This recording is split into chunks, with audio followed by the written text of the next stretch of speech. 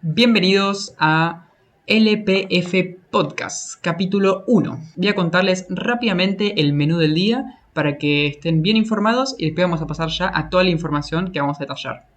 Vamos a empezar con Vélez Racing, después vamos a seguir con Instituto San Lorenzo, después Barracas Independiente Rivadavia de Mendoza, posteriormente Platense River y por último Newell's contra Lanús. Además vamos a hacer un breve repaso por las tablas, que me parece importante fecha a fecha ir actualizando. ¿Cómo quiero que me escuches? ¿Qué espero de vos como espectador? Bueno, no espero mucho, porque acá no hay estímulos visuales, es simplemente una pantalla en negro y mi voz. Así que quédate ahí, escuchando, quédate haciendo otra cosa mientras tenés esa información del fútbol argentino de fondo, de ese partido random que nunca en tu vida escucharías. Así que bueno, sin más preámbulos, empecemos repasando un poco la tabla y diciendo que con la victoria de Vélez, que ahora vamos a explicar, analizar un poco más en detalle, se abre un torneo con un poco más de distancia, 5 puntos con respecto a todos los perseguidores más cercanos, por ejemplo, de Huracán o Talleres. De todos los equipos que estaban en el top 10, muy pocos sumaron a 3. Solamente Huracán, Instituto y Boca, entre comillas, porque Boca antes de la fecha no estaba ni siquiera entre los 10 primeros. Después, todos los demás han perdido puntos. Talleres, Unión, Atlético Tucumán, River y Racing.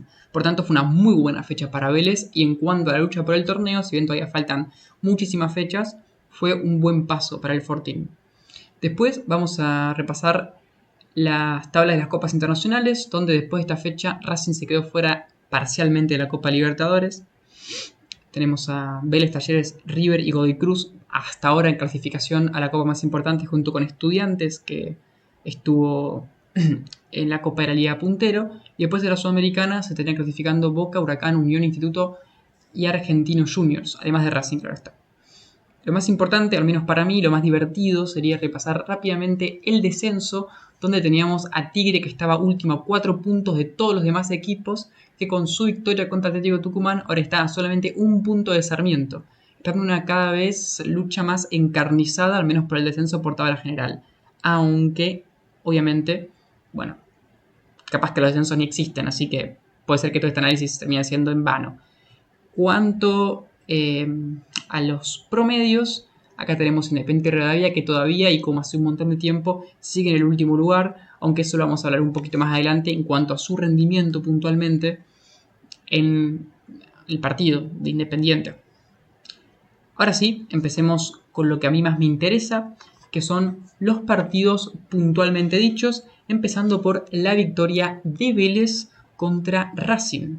Una victoria 1-0 con un gol sobre el final de Brian Romero de cabeza. Pero que lo importante es entender que pese a que fue una victoria sobre el final, que quizás uno sin ver el partido no sabe qué interpretar, porque uno puede pensar que Racing fue superior y que Vélez lo ganó con un poco de fortuna, o que fue un equipo que en un partido no lo pudo resolver y lo resolvió con una jugada aislada, pero para nada fue así. Vélez realmente lo ganó bien, teniendo más la pelota, teniendo más ocasiones de gol, teniendo más jugadores con pases interesantes. Fíjense esta estadística como para empezar a marcar la diferencia. Vélez tuvo 7 jugadores diferentes que realizaron pases claves según estadística de SofaScore. Racing solamente 4. Y en total Vélez tuvo 12 pases claves y Racing solamente 7. Además también el Fortín superó en expected goals a la Academia 1,25 a 0,35 y en tiros totales 16-12. Y obviamente también Arias tuvo 5 atajadas contra una sola de Marchiori.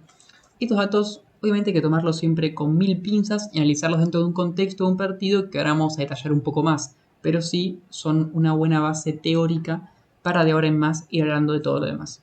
Vélez arrancó mejor, con un fútbol bastante peligroso y fluido, pero principalmente con un mediocampo participativo. Por ejemplo, con un Ordóñez que logró ser un jugador eje, tanto moviéndose por derecha y teniendo alguna que otra gambeta con un pase peligroso, y también recuperando pelotas en el mediocampo, rompiendo la salida de la Academia. De esta forma, lo que hacía el Fortín era con recuperaciones altas y con jugadas utilizando sus extremos y obvio también a Aquino de vez en cuando en 3/4 como un nexo y un jugador muy peligroso, jugadas peligrosas y también teniendo pelotas paradas aprovechadas de buena forma.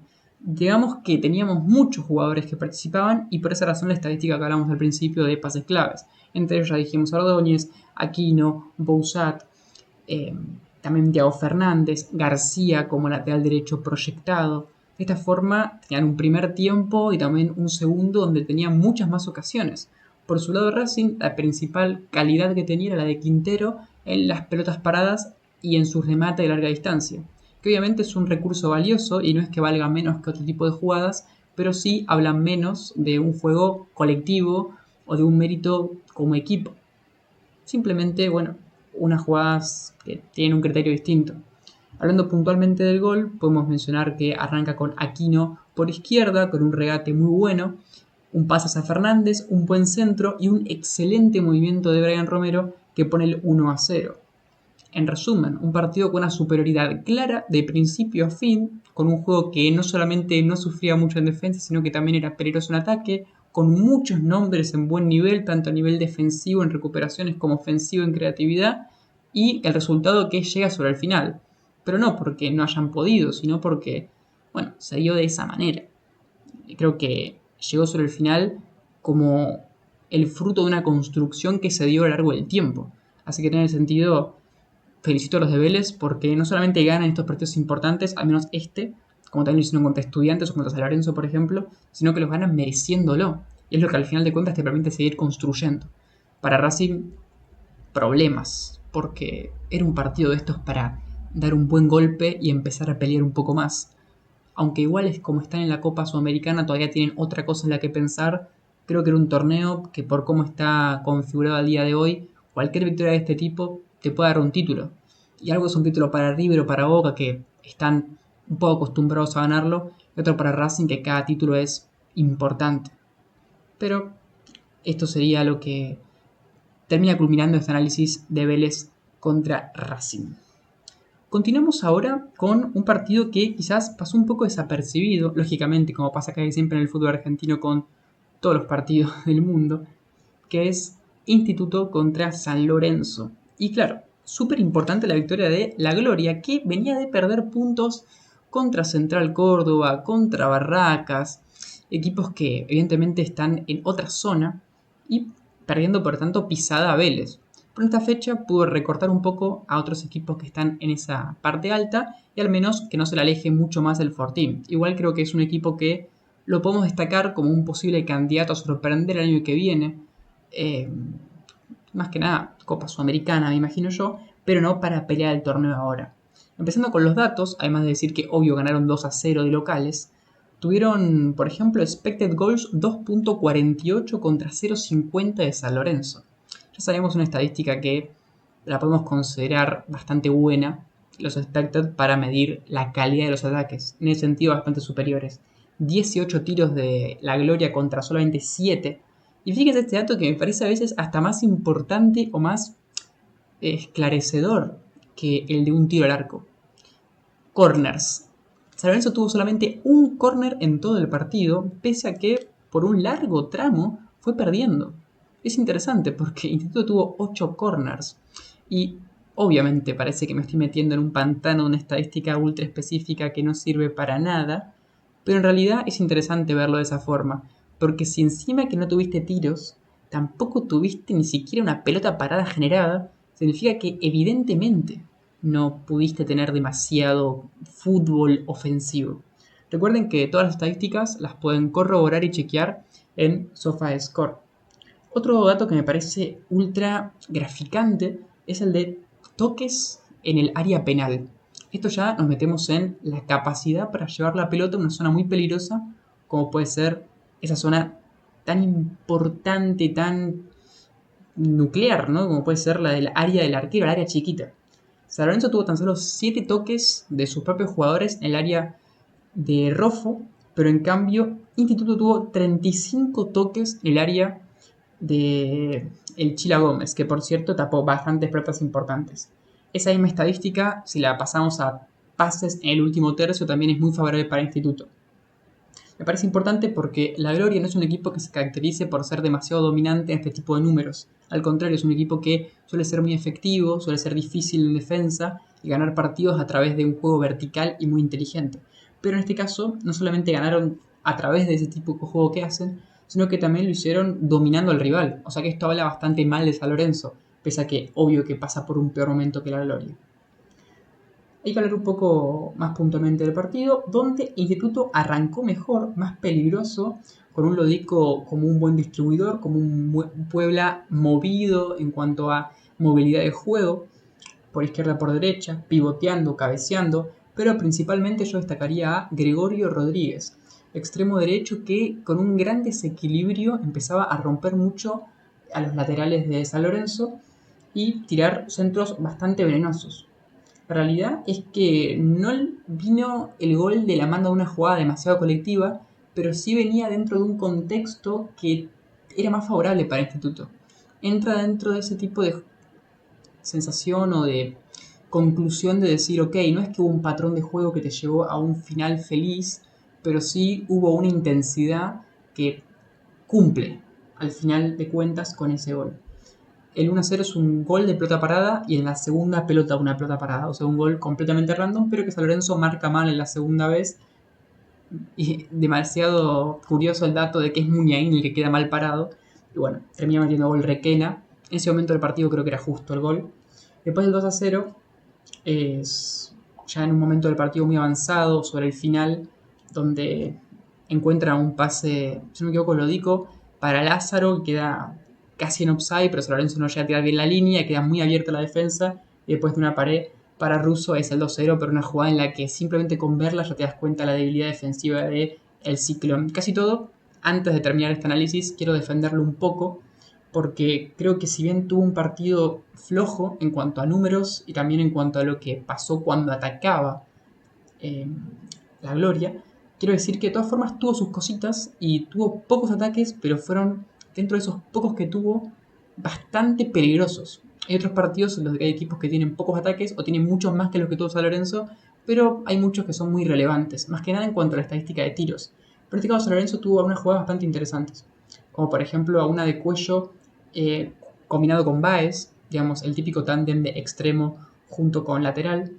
Eh, unas jugadas donde aparecía Ceruti en velocidad o desmarcándose, algún pase de Muniain, hay una jugada que define muy mal Bustos, que está prácticamente solo, que fue como una muy clara.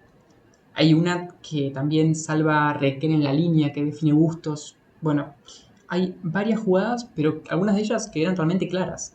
De este modo hay que, en cierto punto, defender que en otro partido con un poco más de suerte quizás te ibas empatando, porque si ponemos en igualdad de condiciones la cantidad de ocasiones que tuvo cada equipo, si bien en volumen general tuvo más Instituto, si analizamos las claras, estuvieron mucho más parejos. Eso, y estuvieron muy flojos para defender las pelotas verticales o pelotas directas. Hubo varias veces que con pelotazos simplemente el Instituto ganaba muy fácilmente y quedaba a San Lorenzo en inferioridad numérica o al menos en una igualdad numérica para defender de manera muy sencilla. Hasta con laterales hacia el área, ¿no? El clásico lateral centro muy criticado, Instituto genera algunas jugadas de peligro, cosa que habla mal de San Lorenzo también, más allá de que no es que sea fácil defenderlos. Pero a veces da la sensación de que con un poco de concentración ya te va a alcanzar para hacerlo. Continuamos con Platense contra River. Un poco siguiendo con quizás el último equipo de los de la tabla alta que nos toca repasar el día de hoy. Por River, obviamente, que visitaba a Vicente López en una condición un poco rara. Platense tenía una racha complicada de partidos. Tenía que jugar contra Racing, contra River y después contra Belgrano de visitante. Y uno podría pensar cómo iba a hacer para mantenerse un poco firme en que no se empiece a complicar con los promedios o con el descenso. Bueno, ahí está. Orsi Gómez, señores, demostrando lo que se puede hacer con este equipo que nunca, desde el principio de la temporada, dejó de ser tan duro de roer. Le jugó un partido súper, pero súper duro a River, que así todo, podríamos decir que mereció ganar. Pero es el clásico dilema de decir, ¿quién merece ganar? ¿El equipo que acumuló más ocasiones de gol o el equipo que tácticamente fue más inteligente? Y bueno, eso es criterio de cada uno.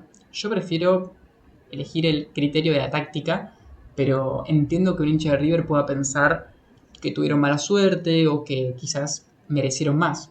En este sentido, saber los debates también en cuanto a lo que significa jugar bien al fútbol. y que hay maneras de jugar que son de equipo grande o de equipo chico. Bueno, creo que al hincha de Platense le ha importado muy, pero muy poco. Pero igual fíjense estos datos, para empezar, que me parecen súper valiosos para entender lo que hizo Platense pese a lo poco que tuvo la pelota. Y que siempre es valioso entender que vos podés tener muchísimo la pelota y que va a hablar de alguna u otra manera de que algo hiciste, pero hay que ver qué hiciste con la pelota. Fíjense esto, River tuvo el 77% de la pelota, muchísimo, un número alto. Fíjense hasta qué punto es alto que en el partido del Manchester City contra el Slovan de Bratislava en la Champions tuvo exactamente esa misma distribución. O sea, River tuvo la pelota a un punto igual que el Manchester City de Guardiola. La calidad del manejo es otra cosa, ya que el City ganó 4-0 ese partido y River no metió ningún gol. Fíjense que pese a tener tan poco la pelota, Platense tuvo 7 tiros intentados y River tuvo 10. Números que parecen muy cercanos, ¿no? Tuviste tanto la pelota que daría la impresión de que al final de cuentas pateaste muy poco. El dato que me parece más increíble es el de pases que se dirigen hacia el último tercio. O sea, pases que van a la zona final. No dentro de la zona final, sino hacia. En los pases de ese estilo, Platense ejecutó 61 pases y River 62. O sea, la gran cantidad de pases que realizó River, la gran mayoría, fueron por detrás del último tercio y al final Platense, con lo poco que tuvo, llevó la misma cantidad de pelotas hacia el último tercio. Ahora, si comparamos la cantidad de pases en ese tramo final, River tuvo 111 pases y Platense tuvo 31. Y ahí uno puede empezar a interpretar, claro, cuando Platense llegaba a la zona final, lo hacía de forma más directa, entonces hacía pocos pases, tiraba algún centro y remataba. En cambio River, cuando llegaba a la zona final, capaz que estaba todo Platense replegado en ese último tercio, y por tanto tenía que seguir distribuyendo la pelota hasta encontrar un hueco. De esta forma podemos interpretar que hasta las llegadas de Platense al último tercio son más peligrosas en potencia que las propias de River, porque River no llega con una ruptura, llega por el simple repliegue de su rival. De esta forma, Platense pudo sobrevivir bastante. Tengamos en cuenta que el Millonario realizó más de 5 veces los pases que realizó Platense. O sea, más de 500 pases hizo River y menos de 100 Platense, una cosa increíble. Y para cerrar y también poner un poco dentro del contexto del partido la verticalidad de Platense, fíjense que en cuanto a los pases largos, Platense ejecutó de manera correcta 26, aunque intentó muchos más que River, y River 14. No importa cuánto haya ejecutado River, pero sí está bueno para recalcar. Platense hizo más pases largos que River, pese a que tuvo menos la pelota. Bueno, evidentemente habla de que intentó mucho más el juego profundo, largo. Obviamente, otro síntoma en cierto punto de la verticalidad. ¿Cómo podríamos ver el partido? Si te quiero resumir en una sola jugada cómo fue. Bueno, en el típico partido, un equipo que tiene la pelota, la toca por un lado para el otro horizontalmente y no puede pasar. Pero así todo pasó, y muchas veces. Justamente lo hablábamos con la cantidad de pases que realizó al último tercio. Y hubo nombres que podemos decir que, si bien no fueron constantes o al final no terminaron dando un resultado, al menos participaron, tuvieron destellos. Por ejemplo, Lanzini. A mí me pareció interesante, con unos regates, con unas distribuciones muy precisas y creativas. Eso me parece valioso lo que hizo. También Nacho Fernández para algún pase, Colidio con desmarques o velocidad, Simón también, a una participación en la distribución un poco veloz, en alguna pared, en algún centro. Borja, un desmarque en el segundo tiempo que le queda un poco sin ángulo a la pelota y bueno, no llega a rematar bien. Pero quizás puntualmente, en jugadas aisladas, en los highlights del partido, no en la constancia, porque la constancia, como ya vimos, no implicó mucho peligro. Lo que sí podemos decir es que cometieron algunos errores en la salida por la presión de Platense, que a todos los equipos que les cuesta tener la pelota, lo que hacen muchas veces es intentar recuperar alto para ya rápidamente tener la pelota desde el principio en una zona un poco peligrosa. Platense lo hizo y de hecho ganó una pelota, por ejemplo, a Pellegrino en el primer tiempo, que quedó solo y casi la hacen penal. Fue un tiro libre en el borde del área. Muy bien Pellegrino ahí luchando. También hubo una jugada en la que presionaron varios jugadores de los delanteros de Platense en la salida y forzaron un error de River que no fue muy aprovechado después, no lo resolvieron bien, pero igual estuvieron bien. Y después destacar realmente lo soldado que se sentía el jugador de Platense, ¿no? Tipos que daban la vida en cada jugada. River tenía una pelota por una zona y aparecían dos jugadores de Platense alrededor, se tiraban para bloquear los tiros, aparecían, por ejemplo, cuando desbordaban a un compañero en relevo. Realmente en muchas ocasiones teniendo apariciones defensivas colectivas muy valiosas. Para aplaudir lo de Platense que sobrevivió, y así todo, pese a que sobrevivió, de todas formas no fue un partido perfecto, porque también River lo llegó a desbordar, trianguló y lo superó. Pero suelo decir que a veces, por una cuestión de estadística, por una cuestión de probabilidad, uno tiene que romper al rival más de cierto número de ocasiones, para que por estadística una entre. Bueno, Platense logró hacer que sean tan pocas las que le pase River que estadísticamente no entre ninguna. Aunque algún partido, ya sea por jerarquía o por mala suerte, alguna termina entrando.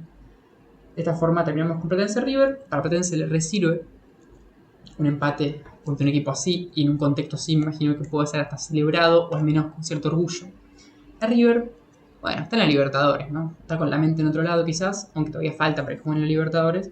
Yo creo que puede ser que sean estos puntitos que perdés y que a la larga se lo hubieses ganado y se puede tener un poco más cerca de pelear el torneo. Ahora nos quedan quizás los partidos más irrelevantes para lo que puede ser el público general, pero que igual yo quiero darle también un espacio. Por un lado porque yo les veo puntos interesantes y también porque uno de los objetivos de esta cuenta es poder darle lugar a todos los equipos y hacer un periodismo equitativo dentro de lo que es el fútbol argentino. Vamos con Barraca Central contra Independiente Rivadavia de Mendoza. Un 1-1 que no le sirve a nadie. Yo creo que Barracas tiene que empezar a pensar que ya sea esta o la siguiente temporada va a empezar a sufrir. Es un equipo que desde que llegó a la primera, ya sea con ayudas o no, pero jugó bastante bien, al punto de haber llegado a clasificarse a cuartos de final a principio de temporada en la Copa de la Liga, un logro histórico, bajo cualquier punto de vista. Pero después de eso no puede pegar victorias, le está costando un montón jugar bien y pese a que tiene formas y que ahora tiene un nuevo técnico interesante como es Rubén Darío Insúa, que está dirigiendo a su hijo, no le encuentra mucho la vuelta. Así todo yo creo que en este partido han arrancado bien, pero a la larga siento que Independiente fue superior y por cómo se dio el partido de un arranque mejor de Barracas, pero un final mejor para Independiente, siento que merece un poco más Independiente, ¿no? Porque la última parte del partido es la más importante, en la que se definen las cosas. Para Independiente, pésimo resultado. Si tenía alguna ventaja con respecto a Tigre, por ejemplo, era que al menos Tigre jugaba contra Atlético de Tucumán en esta fecha de visitante, un rival que está muy bien, y ellos jugaban contra Barracas, uno de los peores equipos, sería que el peor de toda la temporada. Así todo, Tigre ganó y ellos empataron. También ganó Central Córdoba. Ni siquiera te puedes aprovechar de Sarmiento y escaparte un poco ya que habían perdido con Huracán. Pésimo, pésimo resultado, siguen hundidos en la última posición de los promedios y hasta ahora descendiendo. Y encima que Central Córdoba está con 4 victorias consecutivas y sabiendo lo duro que es un equipo de Damonte, este tipo de peleas que suman puntos cada tanto, tendrías que despegarte un poco. Yo creo que es un resultado muy negativo. Un partido chato en cuanto a juego, no tuvo mucho volumen. La realidad es que el partido se manejaba por tramos muy punzantes de verticalidad, en la que un equipo u otro podía desbordar, pero por lo general no pasaba mucho. Me gustó al principio un poco Barracas, con un Tapia que distribuía bien y más que nada podía combinarse de vez en cuando por derecha, generando algún centro interesante, pero no mucho. Unas jugadas que estaban buenas, pero curiosamente el primer gol, pese a que había arrancado mejor Barracas, fue de Independiente. Una jugada vertical que arranca con un gran cambio de frente de Sequeira, buen partido para él, un jugador muy interesante, pero un cambio de frente muy importante en la transición ofensiva, que agarra a Villa, que avanza con la pelota, que intenta desbordar y que tira un centro al área, el centro de casualidad, sin querer Goni lo mete y es gol en contra. Para Barracas obviamente ultra negativo, porque va a tener que jugar todo el resto del partido con Villa a la contra y con Independiente que ya podía si quería poner 5 centrales y no importaba nada porque ya iban ganando. Entonces un plan de partido que partía con una lógica un poco más pareja ahora se volvía muy en contra. Así todo, antes de que termine el primer tiempo, lo empató con un golazo de Ruiz, el chico de Independiente que la clavó al ángulo tras un pelotazo largo. La verdad que Independiente defendió muy mal una jugada. Encima Barracas ejecutó una de las pocas jugadas que vemos más o menos todas las semanas que puede ejecutar de manera sólida y de manera sostenida en el tiempo, que es un pelotazo para que Domínguez la peche o la peine para atrás y ganar una pelota típica de vuelo aéreo del 9 contra el central. La hizo, quedó Ruiz, que controló, abrió un poquito y rompió el arco. Un re lindo gol. Recomiendo que la vayan a ver los que no lo vieron. Y a partir de ahí, después de que terminó el primer tiempo y todo el segundo tiempo, el partido se volvió mucho peor.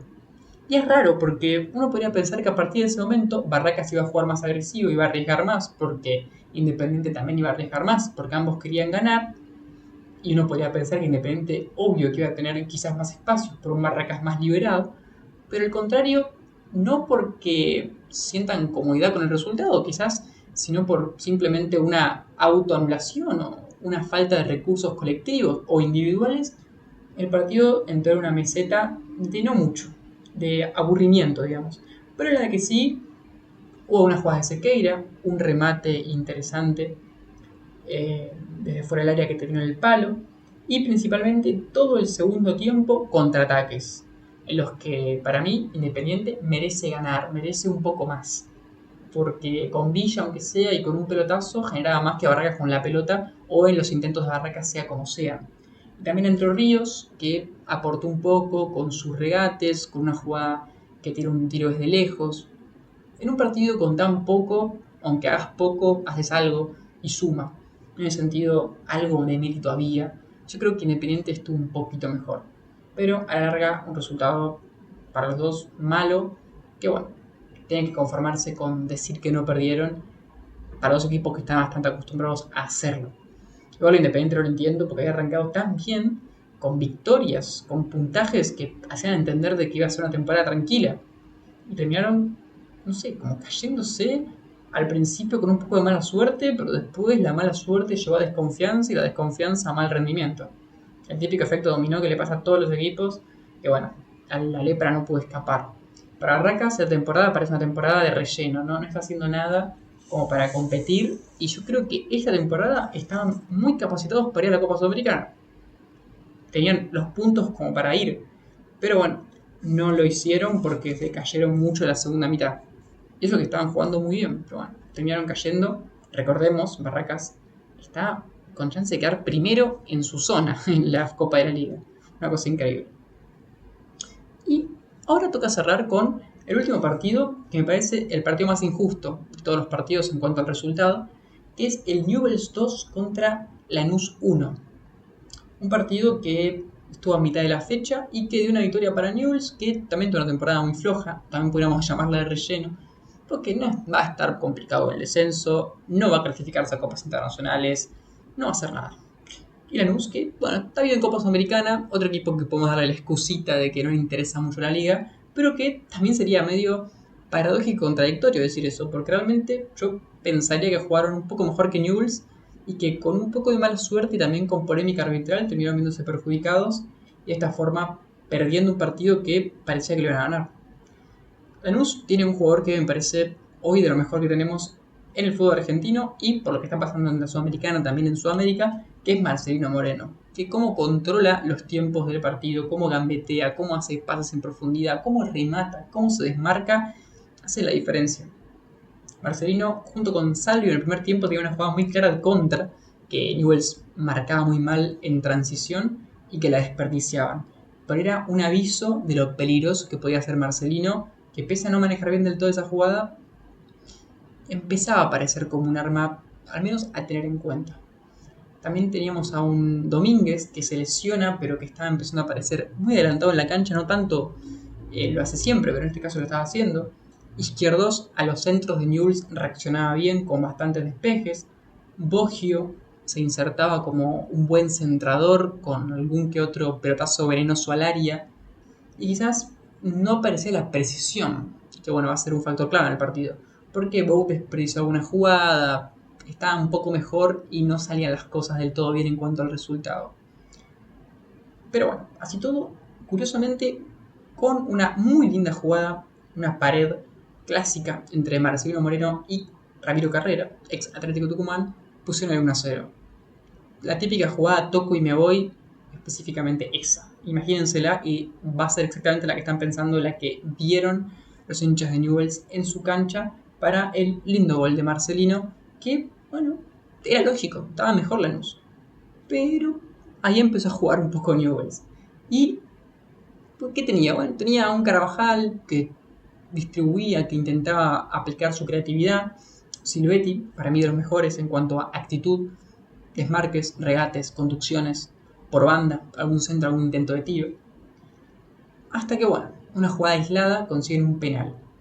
Penal rarísimo, una jugada en la que hay una presión en la salida de Lanús que no era del todo eficiente la presión, pero sí evitaron que salga Lanús y termina en un pelotazo hacia el arquero Lozada. Y Lozada va a buscar la pelota y la pelea junto con, si no me equivoco, Juanchón García, creo que era. Perdón, en este momento no puedo decir específicamente cuál era, pero bueno, el delantero de Newell's que estaba peleando la pelota, pero el delantero de Newell's no salta y simplemente se queda parado y Lozada va y busca la pelota saltando. En el salto le pega un rodillazo al delantero de Newell's y le árbitro cobra penal. Insólito para mí no era, pero bueno, obviamente los penales y todas las reglas de interpretación, como dice la palabra, son interpretables y uno puede decir, bueno, hubo un contacto bastante peligroso porque es un rodillazo en una zona alta, podemos cobrarlo.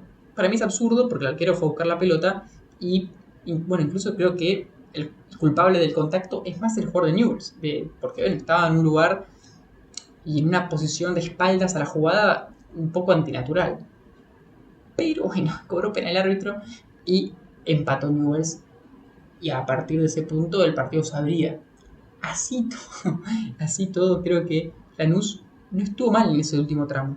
No es que fue un golpe anímico que hizo que Newell's encienda un fútbol para que sobre el final empiece un poco. Fue un partido más parejo a partir de ese punto, pero más parejo.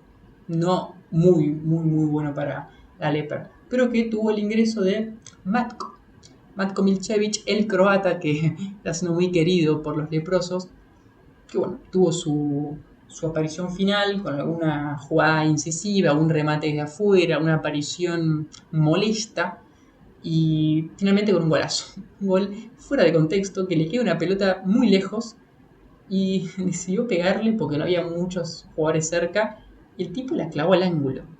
Un gol rarísimo y un gol de victoria, porque era el minuto 89 o 90, últimos minutos. Y Newell's se lo llevó. Victoria de esas que te hacen sentir contento porque son síntomas de buena suerte, que a veces tenés que tenerlos. Un poco de aura de tus jugadores que querés vos, un poco de suerte arbitral, todas esas cosas que te sirven para construir. Lo mejor es que pasa contra un Lanús que no le importa demasiado. Ojo, porque el Granate es un equipo que está acostumbrado, al menos relativamente acostumbrado a todos los años jugar copas internacionales. Esta temporada no sé si va a jugar copa internacional. Hasta ahora está ahí. Pero hay que ver si con la sumatoria de puntos que va obteniendo y con otros equipos que se van acercando, como puede ser el caso de Independiente, se termina clasificando. Hoy están afuera, a 2 puntos de Argentino Junior, que sería el último clasificado. Así que, no sé, yo digo, porque te quedas fuera después contra Cruzeiro en las semifinales, el año que viene, ¿qué vas a hacer? Bueno, competirás en la liga, obviamente, ¿no? No es poco. Pero bueno, quizás para un equipo como Lanús, que está más acostumbrado a hacer otro tipo de competiciones un poco más completas, más amplias, puede ser algo negativo. Para Newell's, bueno, alegría. Esta temporada creo que no está tan perdida. Fíjense que Newell's es otro equipo que tiene 41 puntos. Está a 4 puntos de argentinos. O sea, no está tan lejos de la Copa Sudamericana. Aunque yo creo que por cómo viene jugando no se va a terminar metiendo. Bueno, ¿quién te dice capaz pega una buena racha y se terminan colando una competición que obviamente corresponde al nivel histórico que tiene la Lepra, que también creo que tiene un equipo como para llegar. Hay que ver, yo creo que por cómo jugó no debería clasificarse, porque tampoco jugó bien y no viene jugando tan bien, pero digamos que viene una racha medianamente positiva, así que veremos qué es lo que termina pasando. Hasta acá estos 5 partidos. Recuerden que hablamos de estos 5 porque eran algunos de los que nos quedaban interesantes dentro de los que no habíamos analizado. Díganme qué les pareció, qué opinan, qué cosa agregarían dentro de esta fecha, qué cuestión le gustaría para este formato a continuación, ya sea una sección, cualquiera que se les ocurra. Y simplemente nos despedimos y nos vemos en el próximo video. Y saludos también a la gente que me estuvo viendo en vivo desde TikTok, que también recomiendo que me sigan por ahí para poder verme el making of de cómo hago estos videos. Saludos.